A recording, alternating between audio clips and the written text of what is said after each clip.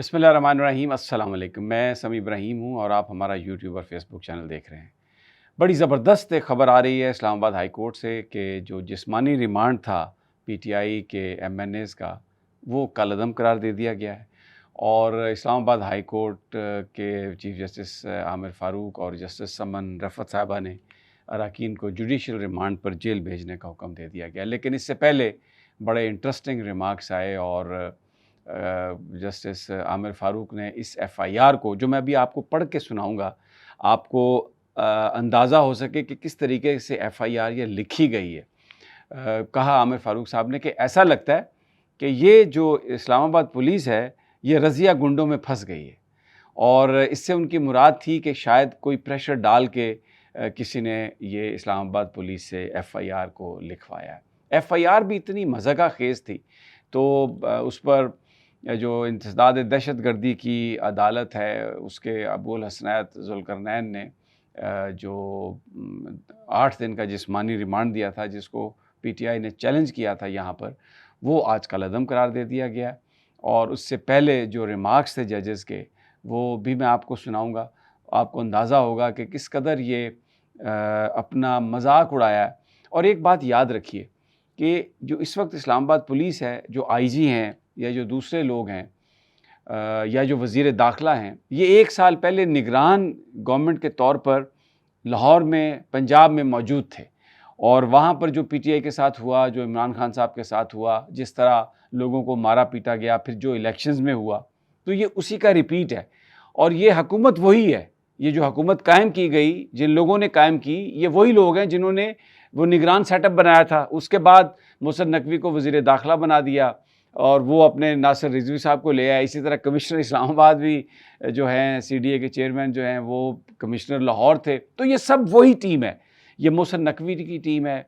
ये जो मोहसिन नकवी को जो पीछे से सपोर्ट करते हैं, ये उनकी टीम है। और फिर आपने देखा जो इस्लामाबाद पार्लियामेंट के अंदर जिस तरह ये लोग रात को घुसे, नकाब पहन के लोगों को उठाया, लेके आए, तो ये सब कुछ वही तरीका वारदात, लोगों के घरों में जाना, चादर चारदीवारी का तकद्दस पामाल करना, और इसी पर जो है वो सारे का सारा केपी जो है उठ खड़ा हुआ है। अब मैं आपको थोड़ा-सा ये पढ़ के सुनाता हूँ, कम से कम कोई 8-7 लाइनें, बहुत ज़्यादा लंबी नहीं है। आप इसे सुने, आपको अंदाज़ा होगा कि क्या इन्होंने एफ़आईआर दर्ज की है। ये जनाब जिस अफ़सर ने ये लिखी है, वो कह रहा है कि 11 बजे रात मैं मौजूद था। जलसे के वक्त के मुताबिक जलसा मुताबिक मंजूरी ख़त्म हो चुका था। कुछ लोग डिस्पर्स होकर बाहर निकल रहे थे। उस वक्त आमिर डोगर, अवैस, सैयद शाह अहद, नसीम अली शाह, यूसुफ खान और दीगर 50-60 शुरका जुलूस गेट पर आए और लोगों को मुंतशिर होने से रोकने लगे और कहने लगे, हम इंतज़ामिया का कोई हुक्म नहीं मानते और ना ही साबिक़ा कवानीन को मानते हैं। मज़कूरान को सब इंस्पेक्टर ने बताया कि जलसे का वक्त ख़त्म हो चुका है, आप भी अंदर जाने की बजाय वापस तशरीफ़ ले जाएं। लेकिन मज़कूरान हम पर बरहम हो गए और दीगर हमराती पुलिस मुल्ज़मान को ज़दोकोब करना शुरू कर दिया। हम पर सीधी फायरिंग की, जो कि हमने बमुश्किल गाड़ियों और दरख्तों की आड़ लेते हुए जान बचाई। मज़कूरा मुल्ज़मान ने कत्ल की नीयत से सीधा फायर करके लोगों का रास्ता रोक कर आम लोगों में खौफ व हरास फैलाया और जलसे के वक्त ख़त्म होने के बावजूद शुरका को मुंतशिर होने से रोक कर और पुलिस अफसरान को अपने फ़राइज़ मनसबी से रोक कर ये इर्तिकाब किया। और आगे वो दफ़ा 324, 341, 186, 353, 149, 148, लिहाजा इस्तख़ासा हुक्म मुंदरजा बाला मुरतब करके बग़र्ज़ी कायमी वो जो टेक्निकल लैंग्वेज है, वो जनाब इन्होंने वो सारी की सारी इसमें फ़ाइल कर दी है। अच्छा, अब इसमें अमीनुल्लाह गंडापुर पर यह इल्ज़ाम लगाया गया कि उसने कलाशनकोफ छीनी एक इस्लामाबाद पुलिस वाले से और वो कनपट्टी पर रख दी दूसरे पुलिस वाले के। और जो असद कैसर साहब हैं, उनसे कहा गया कि वो गाड़ी चला रहे थे और उन्होंने वहाँ से पिस्तौल सीधी की। असद कैसर साहब कहते हैं, मैं गाड़ी चलाता ही नहीं हूँ, मुझे गाड़ी चलानी आती ही नहीं है। तो ये जो सारे इल्ज़ामात थे, इन पर आज इनको कालादम करार दे दिया गया। लेकिन ये एक बहुत बड़ी ख़बर है, इसकी एक सिंबॉलिक बड़ी हैसियत है, इसलिए कि जो भी प्लान किया गया था पीटीआई के एमएनएस को डराने धमकाने के लिए, पीटीआई को डराने धमकाने के लिए, वो साजिश नाकाम हो गई। और इस वक्त आज जब इनका जुडिशल रिमांड हुआ है तो इसका मतलब है कि कल इनकी ज़मानत भी हो जाएगी, आज ही पटिशन फ़ाइल हो जाएगी। तो मैंने इससे पहले आपको ज़िक्र किया कि बड़े दिलचस्प रिमार्क्स थे आमिर फ़ारूक के, ये मेरे सामने लिखे हुए हैं। तो उन्होंने, आमिर फ़ारूक साहब ने कहा कि हमने तो ये देखना है कि 8 रोज़ा जिस्मानी रिमांड हो गया और क्या हुआ ऐसा जिसकी वजह से इतने दिनों का रिमांड दिया गया। तो प्रोसिक्यूटर जनरल ने एफआईआर पढ़कर सुनाई, तो उस पर बड़े इनके दिलचस्प रिमार्क्स थे और उन्होंने कहा कि जैसे मैंने पहले कहा कि ये इस्लामाबाद पुलिस है या रज़िया है जो गुंडों में फंस गई है। फिर आमिर फ़ारूक ने कहा कि ये क्रेडिट देना होगा जिस बंदे ने ये एफआईआर लिखी है, जो इसका आथर है, कि बड़े अरसे के बाद मुझे अच्छी कॉमेडी पढ़ने को मिली है, देखने को भी मिली है। यानी शुएब शाहीन पर पिस्तौल डाल दिया, जैसे शुएब शाहीन को मैं नहीं जानता कि वो क्या जाए। गौहर खान का कह रहे हैं कि पिस्तौल निकाल ली, गौहर को आप और मैं नहीं जानते कि क्या गौहर पिस्तौल निकाल सकता है या नहीं। कॉमेडी आपने पढ़ ली है, अब इनसे क्या बरामद करना है? आमिर फ़ारूक साहब ने प्रोसिक्यूटर से पूछा। तो प्रोसिक्यूटर जनरल ने कहा कि शुएब शाहीन से डंडा बरामद हो गया। तो इस पर चीफ जस्टिस की बेसाख्ता हंसी निकलेगी और कमरा अदालत में कह के जो हैं वो गूंज उठे। फिर उन्होंने कहा, प्रोसिक्यूटर ने कहा, जनाब शेर अफजल से पिस्तौल बरामद हो गया। 4 दिन हो गए हैं, चीफ जस्टिस साहब ने कहा आपने जो करना कर लिया, तो 8 दिन का रिमांड क्यों दिया गया? 2 दिन का रिमांड ले लेते। कस्टडी दी जाती है, लेकिन हतमी तौर पर तो कस्टडी कोर्ट की ही होती है।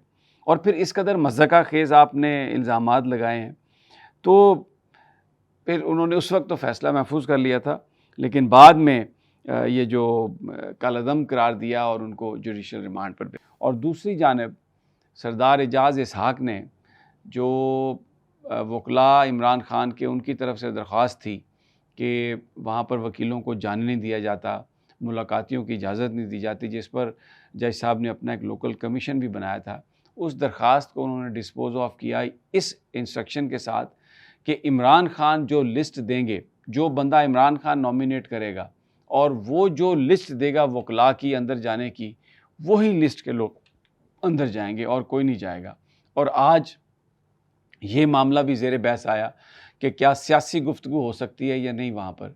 तो सरदार एजाज़ इसहाक़ साहब की ये ऑब्ज़र्वेशन थी कि ये गोरे ने बनाया था कानून सन 1900 में, जिस वक्त बरतानिया भारत पर काबिज़ था और यहाँ के लोग ग़ुलाम थे, और उन्होंने सियासी गुफ्तगू ना करने की बात इसलिए की थी कि जो लोग बात करते थे वो आज़ादी की बात करते थे, वो उस चीज़ को शह देते थे कि अंग्रेज़ का दौर ख़त्म होना चाहिए और यहाँ पर हिंदुस्तानियों को आज़ादी मिलनी चाहिए। तो उन्होंने इस पर पाबंदी लगाई, लेकिन हमने उस कानून को वैसे ही इनकॉर्पोरेट कर लिया और उसके बाद क्या हुआ कि हमने भी इस पर पाबंदी लगा दी। तो ये आज उन्होंने इस पर ये बात कही। और एजाज़ इसहाक़ साहब की बात आपको आखिरी बताता हूँ, बड़ा पर्टिनेंट नुक्ता था उनका। और बताया वहाँ पर फैसल चौधरी ने, जो वकील हैं, उन्होंने सरदार एजाज़ इसहाक़ को कि कल जो है वो लिस्ट इसलिए कैंसिल कर दी गई कि शायद उसमें हामिद मीर, मारूफ़ कालम निगार हैं और बड़ी खुलकर आजकल बात कर रहे हैं, उनका नाम भी शामिल था। तो हम पर तो खैर पाबंदी लगी हुई है और इस्लामाबाद हाई कोर्ट का हुक्म था, लेकिन इसके बावजूद जो है जेल हुकाम मुझे जाने नहीं दे रहा है वहाँ पे, और उन्होंने जो अदालती फ़ैसला है उसकी धज्जियाँ उड़ा दी हैं। लेकिन आज फैसल चौधरी साहब ने कहा कि कल की लिस्ट इसलिए कैंसिल कर दी गई कि वो हामिद मीर का नाम उसमें शामिल था। तो आज अदालतों से, इस्लामाबाद हाई कोर्ट से, यानी एक बेंच जिसमें जस्टिस आमिर फ़ारूक थे, एक बड़ा फ़ैसला ऐसा आया जो कानून के मुताबिक हुआ है। और ये इसलिए बड़ा अहम है कि जो लोग, जिन्होंने एमएनएस का रिमांड दिलवाया, जिन्होंने एमएनएस को गिरफ़्तार करवाया, जो पार्लियामेंट के अंदर घुसे, वो मुझे या किसी और को कहने की ज़रूरत नहीं कि वो कौन लोग थे।